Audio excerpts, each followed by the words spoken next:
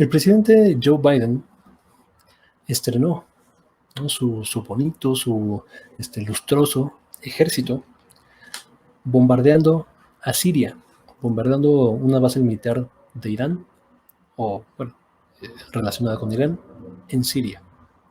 Esto es, para empezar, anticonstitucional, ¿no? La Constitución de los Estados Unidos dice que solamente el Congreso tiene facultades, tiene poderes para declarar la guerra. Digo, esto todos los presidentes recientes del siglo XXI de Estados Unidos se lo han pasado por el arco del triunfo a partir de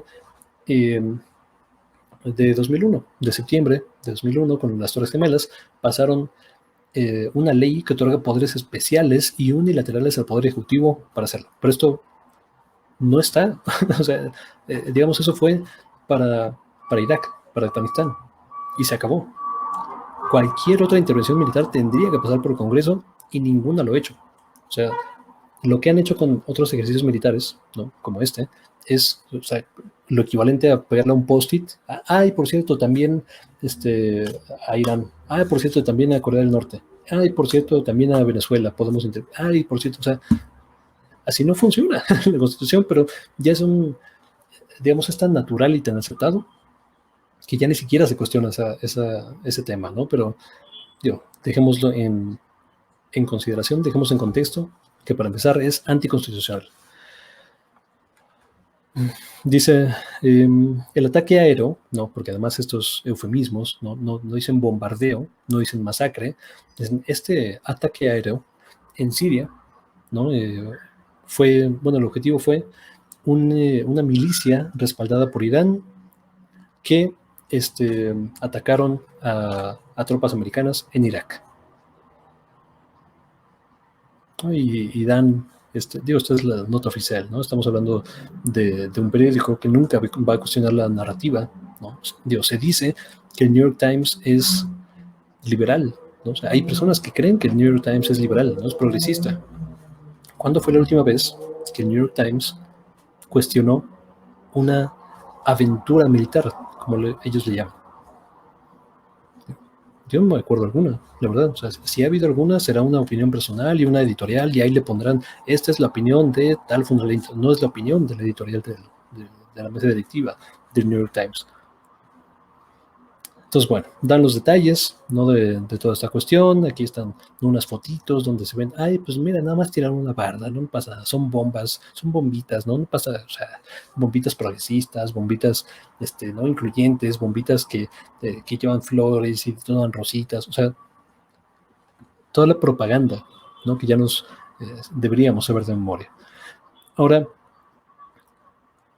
digo, lo vi en Twitter, ¿no? Y me dio mucha risa, pero me parece ilustrativo para hacer un punto más amplio, ¿no? El meme original tenía a los republicanos con solamente el avión, ¿no?, sin estos cuestiones, Black Lives Matter y tal, y los demócratas con el arco iris, ¿no?, de la comunidad LGBT+, ¿no? Yes we can, ¿no?, el lema del candidato entonces Barack Obama, Black Lives Matter. Pero en la acción concreta, en la realidad material, para las comunidades que están sufriendo de primera mano el imperialismo estadounidense, ¿cuál es la diferencia? Pues es que ahora son mujeres las que nos bombardean, ¿no? Es que ahora son personas trans las que, no, ya se les incluye en el ejército. Pues sí, bueno, pero las balas matan igual, ¿no? Y las bombas, o sea, destruyen igual. Ahora, ¿no? Digo, además de lo inconstitucional, que ya dijimos que es esta aventura militar, que es una declaración de guerra, es un acto de guerra en contra de Siria, ¿no?, y en contra de Irán. Digo, si pensamos, ¿no?, las consecuencias que la guerra, o mejor dicho, la invasión a Irak tuvo, que son absolutamente catastróficas para toda la región. En Afganistán, por ejemplo, ¿no?, la lucha, se supone, era contra los talibanes. Hoy en día los talibanes controlan más territorio que nunca. y van a seguir controlando más territorio, van a seguir avanzando, o sea, porque son milicias, son guerrilleros, o sea, es gente del terreno, o sea, no les vas a ganar en su terreno. Tendrías que hacer una completa aniquilación de personas, ¿no? Para ganar esa guerra. De otro modo es inganable, ¿no? Y además, por cierto, que no se piense que estamos promoviendo este tipo de cuestiones. Además de inconstitucional, va en contra de la ley internacional, ¿no? Que prohíbe este tipo de aventuras militares, este tipo de intervencionismo unilateral sin una previa declaración de guerra, sin un motivo como tal. No, pues es que esa milicia estaba respaldada por Irán y está en Siria. ¿Y? ¿No? O sea, ¿cuál es la justificación de un acto de guerra de esta magnitud? Digo, y la prensa, de nuevo, corporativa, la prensa que respalda, ¿no? Y que repite la propaganda de los Estados Unidos, dirá, no, pues es que, o sea, no es una declaración de guerra, esto es un ejercicio militar, es algo común que la gente hace, ¿no? El ejército, o sea, claro que el ejército estadounidense hace este tipo de cuestiones. ¿Qué pasaría, ¿no? Si Rusia, si China decidiera bombardear Brownsville, ¿no? O Tennessee, por ahí, o ¿no? Alguna ciudad por ahí en Estados Unidos, o Canadá, ¿no? Por ejemplo, ¿no? Es que son aliados de los Estados Unidos. Y, o sea, ¿cómo reaccionaría la prensa? ¿Cómo reaccionarían los Estados Unidos, el gobierno de Estados Unidos, si China bombardea Canadá? O si Rusia, o sea, bombardea Canadá. O sea, esto es inaceptable, es un acto de guerra, no nos han declarado. Y tendrían razón, porque un bombardeo es un acto de guerra. Pero no miden con la misma vara. Ahora,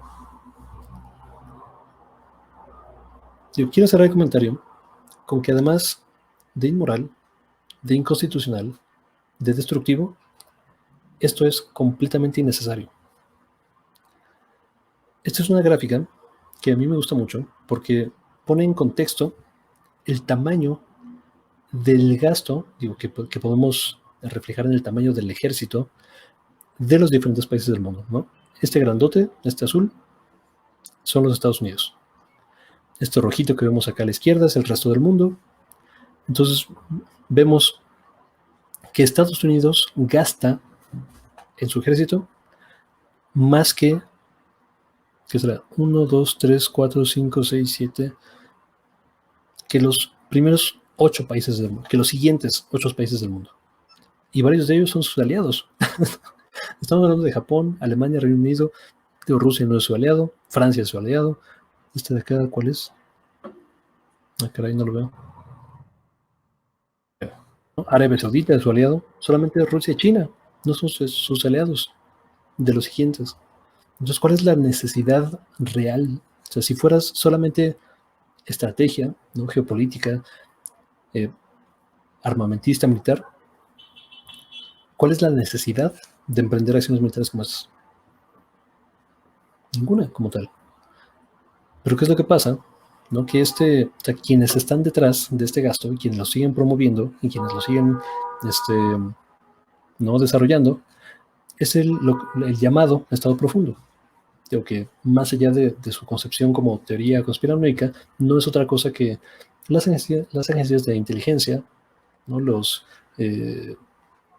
Digamos, los productores de armas, que financian muchas de las campañas, o sea, financian buena parte de las campañas de representantes, de senadores, campañas presidenciales en los Estados Unidos, que además tienen fábricas en los 50 estados de la Unión Americana, y por lo tanto consolidando su poder, ¿no? Y su apoyo político regional. O sea, es difícil que un representante o senador en los Estados Unidos abogue en contra del complejo industrial militar cuando en su estado, ¿no? hay empleos que dependen de esta industria.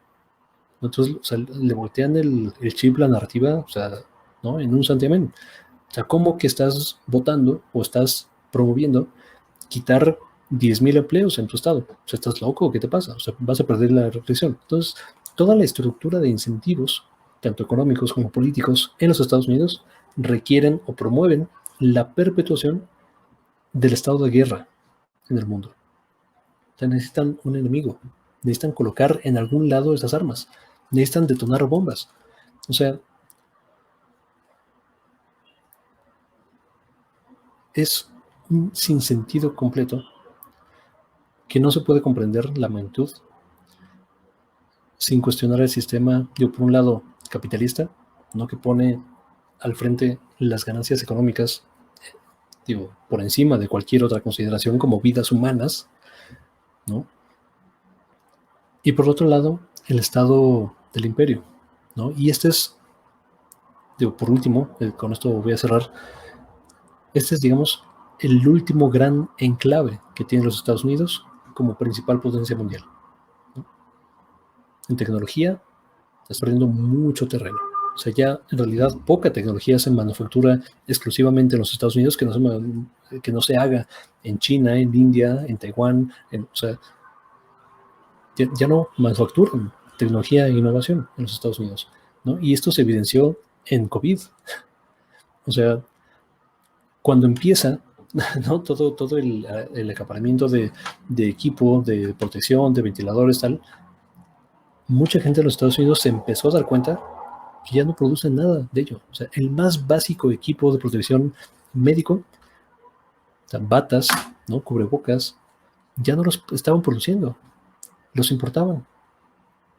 Entonces, en producción, en economía, en tecnología, están siendo relegados, ¿no? Y están siendo alcanzados a pasos agigantados principalmente por China, pero en tecnología, en inteligencia, también por Rusia.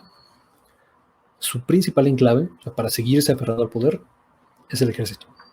Y es estas aventuras militares, este expansionismo territorial, que todo es por cuestiones geoestratégicas, ¿no? Por seguir manteniendo su supremacía, su yugo en la región de Medio Oriente, que ha sido profundamente devastada por la intervención de Estados Unidos, y sobre todo por recursos naturales, ¿no? Esto lo vemos, ¿no? En América Latina, en México, o sea, no somos nada ajenos a ese tipo de cuestiones, en Venezuela más recientemente, en Bolivia, en Brasil.